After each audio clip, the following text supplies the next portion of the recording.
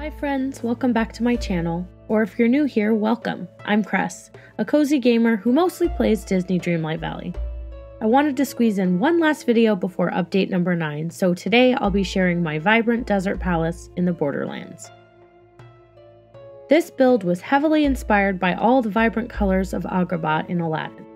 I grew up watching Aladdin and I can't wait until we finally get him and Jasmine in the game.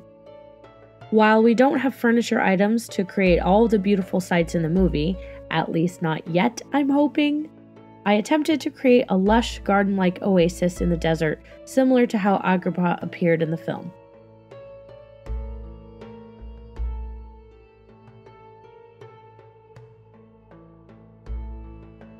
I chose the Borderlands because I wanted the Agrabah Palace to feature as the backdrop for this build. I've seen some gorgeous desert palace builds in the Oasis and in the Plains. Where did you put your desert palace? Let me know in the comments.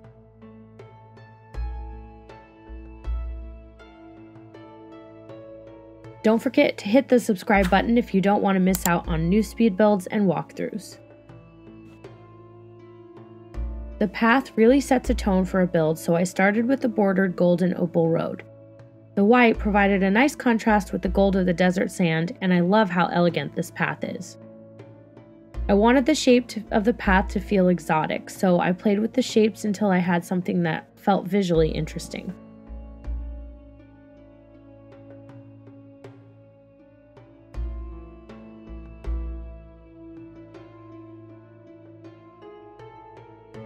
I built out this path to border the oasis I wanted to create using the touch of magic rugs.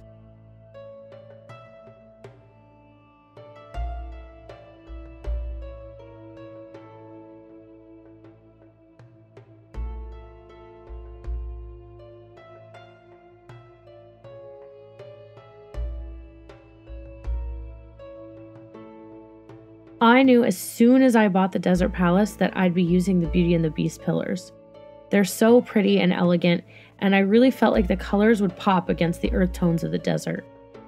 These bumblestone fences were also a must. They look so exotic, and I love that they almost seem to glow in the twilight. And of course, I love that these are craftable, so all you have to do is mine for bumblestone and you can make as many as you want. Since I wanted this whole oasis to feel lush and vibrant, I added the waterfall item from the Lion King collection.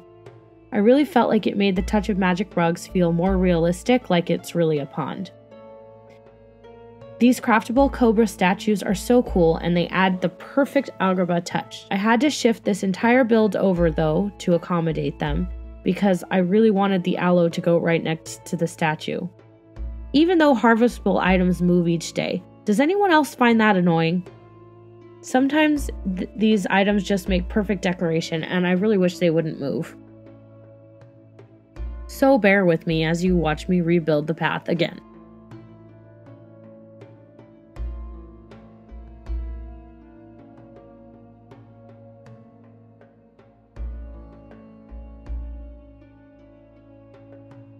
The craftable ancient fountain and the melted candles add some extra dimension to the pond, and then I added the butterfly flowers to add even more.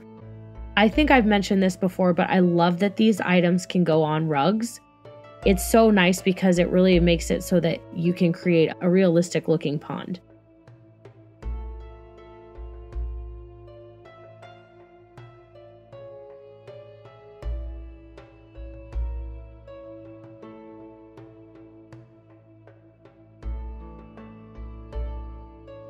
I worked with the shape of the path to fill it in with different types of foliage.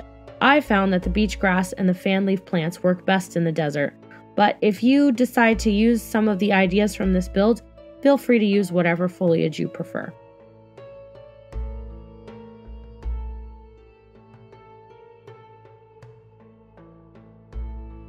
To complete the oasis look, I added the bent palm trees to hang over the pond.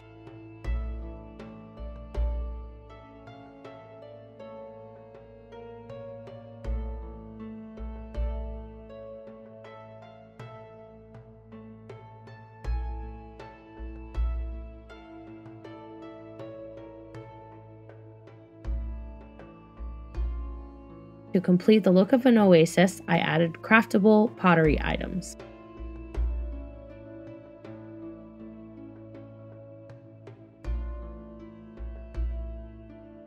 For the entryway, I worked with the curve of the path to add lighting, and you'll see that I later added foliage and planters. For lighting here, I used the Beauty and the Beast oil lamps, and I used these throughout the entirety of my build.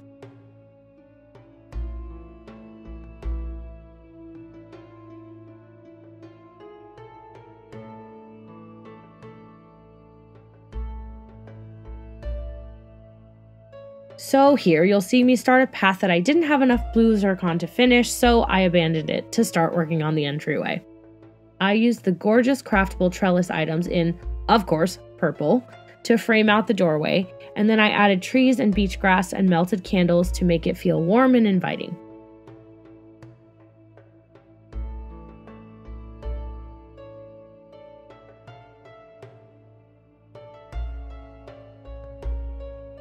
Next, I moved on to what became my favorite part of this build.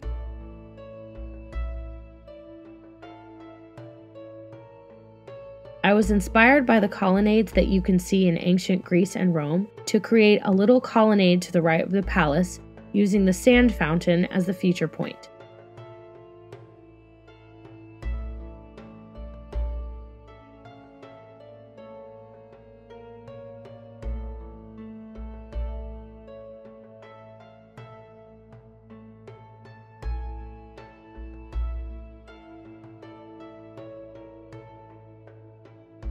The Cinderella benches added sparkle, and the golden urns from the Beauty and the Beast collection are just perfect for an elegant desert touch.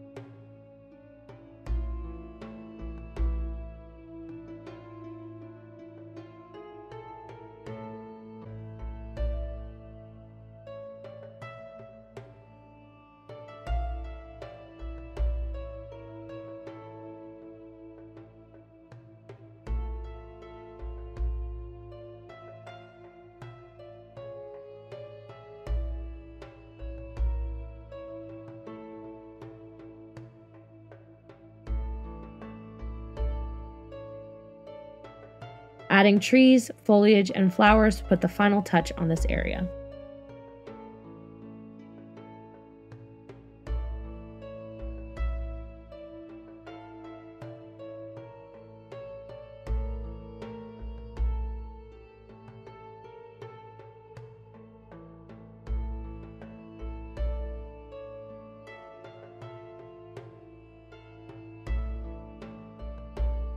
I love these new planters with the cacti and the birds of paradise and glass flowers. These all worked so well framing the path.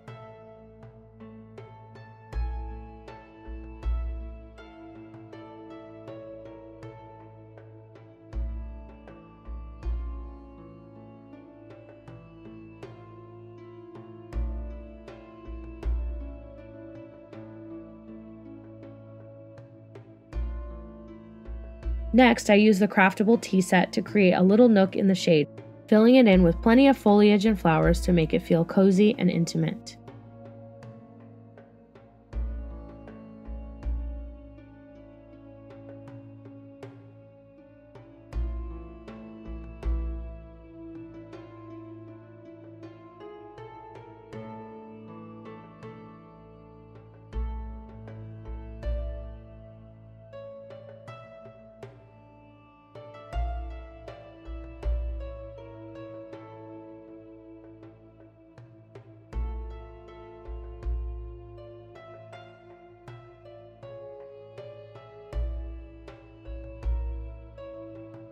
After that, I went in with rocks and extra trees to fill in the space.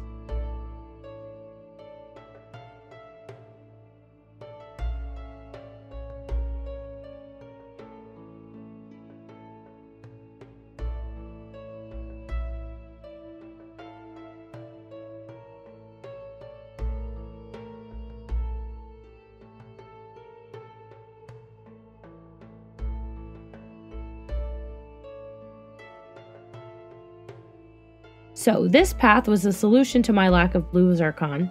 and I really like how it turned out. It added a bit of unexpected variety to the area. There was a lot of trial and error before I landed on this idea, though.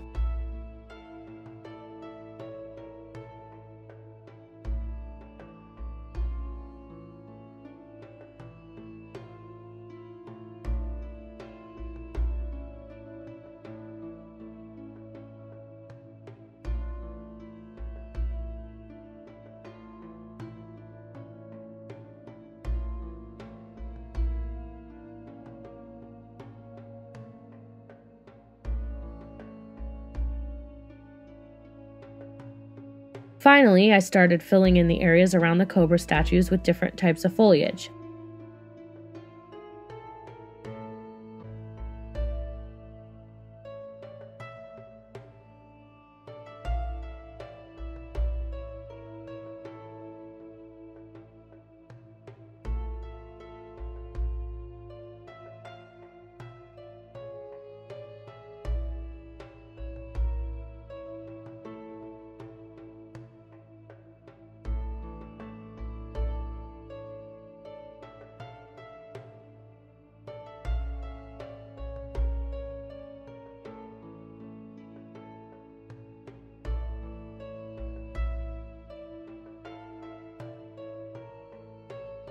I found out the hard way that you can't put flowers right next to the statue, so I had to get creative with the different types of foliage to use here.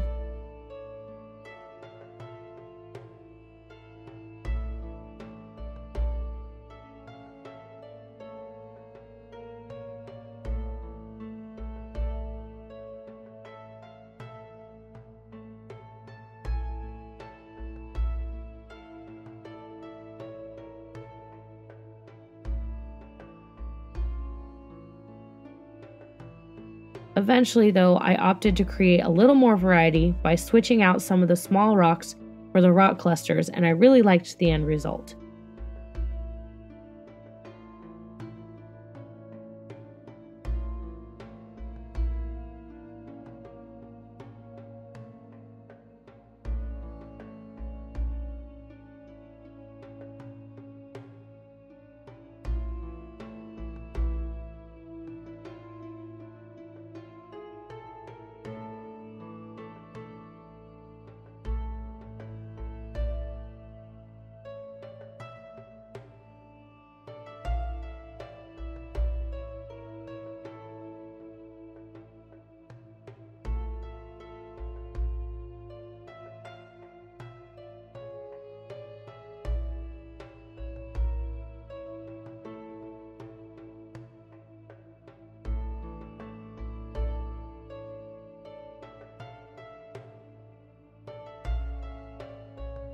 The only part left to be built was my garden near the well.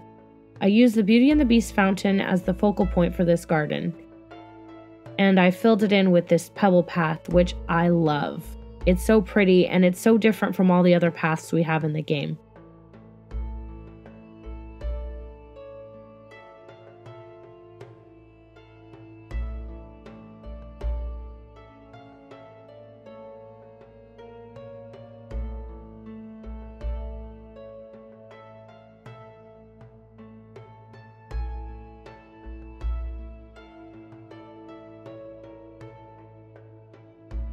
I filled this area in with foliage and the ancient lighting, which of course I had to craft another one of because I don't plan ahead when I'm doing a build.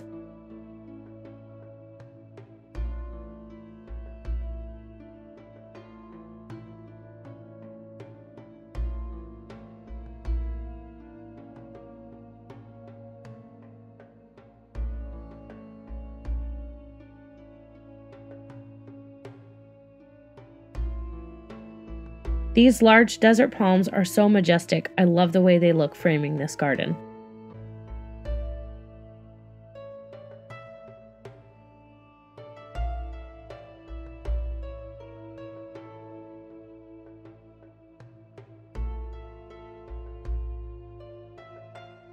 I surrounded the well with pottery and the broken stone wall corners. These craftable corners make this area feel a little more ancient and weather-worn.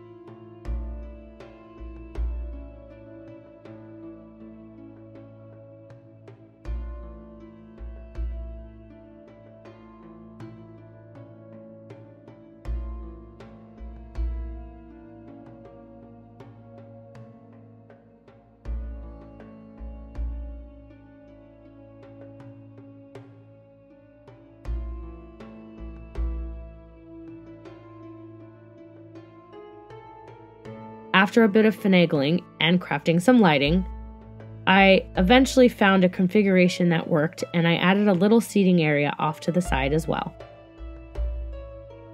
Finally, all that was left was to fill in the empty spaces with trees, rocks, foliage, and flowers.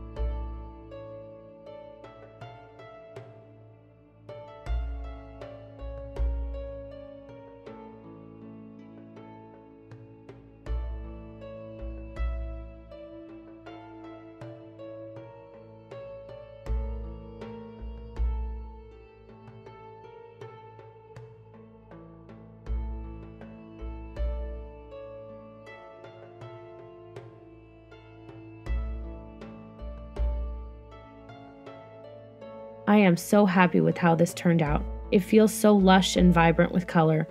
It's such a great way to start building on Eternity Isle. I'd like to think that Aladdin and Jasmine are just going to come right out the front door.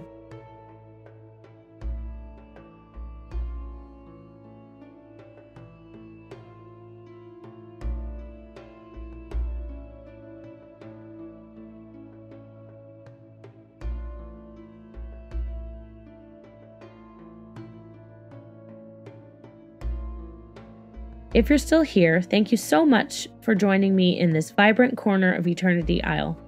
And thank you so much for supporting my brand new channel and helping it grow. I appreciate you so much. If you enjoyed this video, please consider subscribing and turning on notifications so you don't miss any of my new content. Be sure to give it a like too. I will eventually be posting more speed builds and walkthroughs in the future. Enjoy the new update. I'll see you next time.